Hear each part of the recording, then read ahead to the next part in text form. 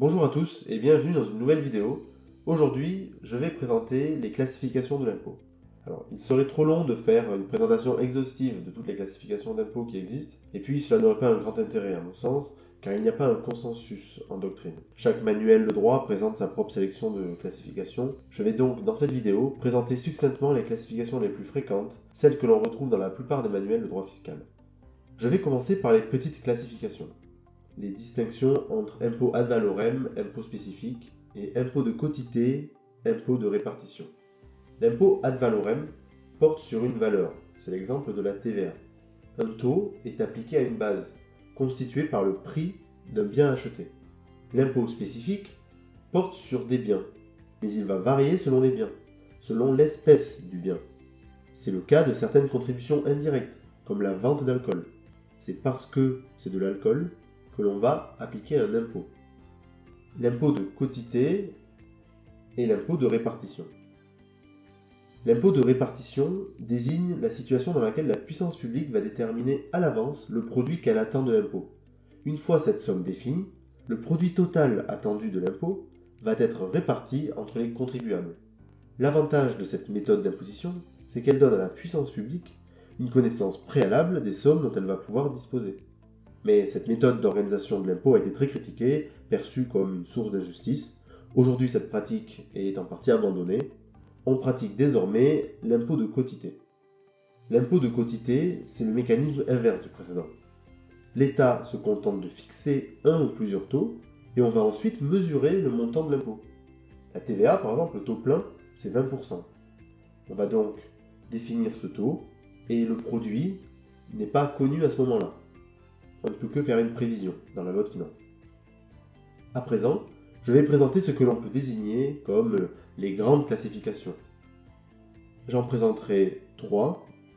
La distinction entre impôt direct et impôt indirect, la distinction entre impôt réel et impôt personnel, et la distinction entre impôt proportionnel et impôt progressif. L'impôt direct est versé directement à l'administration par le contribuable sans intermédiaire. C'est l'exemple de l'impôt sur le revenu des personnes physiques avant le prélèvement à la source, ou l'impôt sur les sociétés. L'impôt direct atteint la richesse en elle-même. Il frappe les gains encaissés par un contribuable de par le fruit de son travail, lorsqu'il loue un bien, lorsqu'il gagne au jeu. L'impact psychologique est important.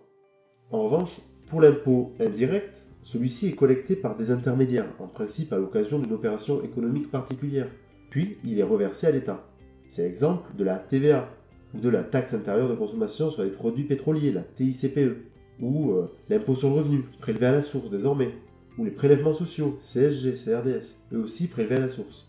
L'impôt indirect ne frappe pas la richesse directement, il frappe quand la richesse est utilisée. L'impact psychologique de cet impôt est plus faible, on s'aperçoit moins facilement que l'on le paye. À présent, l'impôt réel. Celui-ci frappe les biens d'un contribuable, sans considération de sa situation personnelle. Par exemple, les impôts fonciers locaux, ou bien la TVA. Cet impôt frappe tout le monde, sans distinction. En revanche, l'impôt personnel, lui, prend en considération l'ensemble de la situation économique, financière et sociale du contribuable. L'impôt personnel s'intéresse à la faculté contributive du contribuable. C'est l'exemple de l'impôt sur le revenu, car celui-ci prend en compte le nombre d'enfants à charge au sein de ce que l'on appelle le foyer fiscal. Enfin, l'impôt proportionnel consiste à appliquer à la base imposable un taux d'imposition fixe, quel que soit le montant de la base imposable. La pression fiscale est toujours identique. Encore une fois, c'est l'exemple de la TVA. L'impôt proportionnel consiste à appliquer à la base imposable, c'est-à-dire l'assiette, un taux d'imposition fixe, quel que soit le montant de cette base imposable. La pression fiscale est toujours identique. C'est l'exemple de la TVA. En revanche, l'impôt progressif, lui, ne retient pas un seul taux, mais plusieurs taux qui augmentent en fonction de la richesse imposable. Par exemple, l'impôt sur le revenu. Plus les revenus sont importants, plus les taux appliqués seront élevés. Pour le barème progressif de l'impôt sur le revenu, les taux varient entre 11% et 45%. Enfin, je vais aborder 2 dernières classifications que l'on peut aussi rencontrer en doctrine. Impôt sur le revenu, impôt sur le patrimoine et impôt sur la dépense. Et enfin, je terminerai par les impôts d'État, les impôts locaux et les impôts sociaux. Les impôts sur le revenu c'est l'imposition du revenu. C'est par exemple l'impôt sur le revenu, l'IS. On va imposer ce que l'on appelle un revenu en droit fiscal. Ensuite, l'imposition du patrimoine, du capital. Le plus connu de ces impôts, c'est l'IFI, l'impôt sur la fortune immobilière, qui a remplacé l'ISF. Ensuite, il y a les taxes foncières, par exemple, ou bien les droits d'enregistrement. Enfin, dans cette distinction entre imposition du revenu, imposition du patrimoine, il y a l'imposition sur la dépense.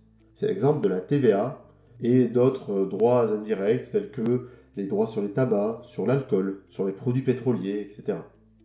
On va imposer la dépense, la consommation.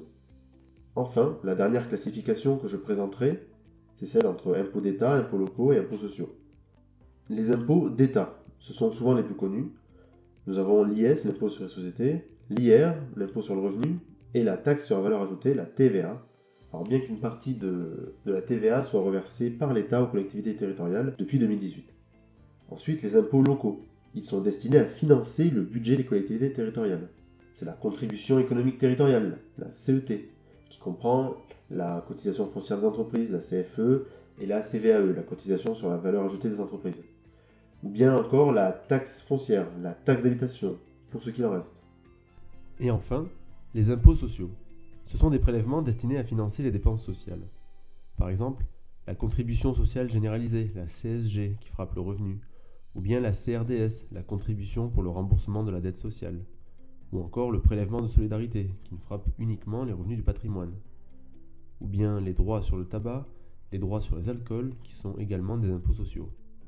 Voilà, c'est la fin de la vidéo. Je vous souhaite à tous une très belle journée. Au revoir.